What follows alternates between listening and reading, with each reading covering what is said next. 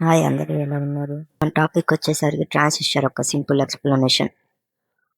Transistor వచ్చేసరికి switch లాగా పనిచేస్తుంది, అలాగే యాంప్లిఫైర్ లాగా పనిచేస్తుంది. స్విచ్ అంటే పవర్ సప్లై, ఎక్కడ ఆగాలో చెప్పేది, ఎక్కడ వరకు వెళ్ళాలో. అలాగే యాంప్లిఫైర్ అంటే లో సిగ్నల్ నుంచి హై సిగ్నల్ వరకు బూస్ట్ చేస్తుంది. దీంట్లో వచ్చేసరికి త్రీ మెయిన్ రీజియన్స్ ఉంటాయి.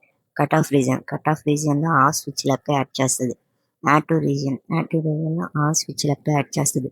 సాచురేషన్ లో యాంప్లిఫైర్ లెక్క యాడ్ చేస్తుంది. ఇంకా ఈజీగా చెప్పాలి అంటే ట్రాన్సిషన్ ని ఒక వాటర్ ట్యాప్ అని అనుకోండి.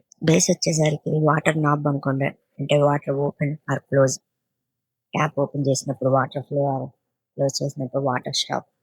ఆ వాటర్ ని మనం సిగ్నల్ కింద తీసుకుంటాం.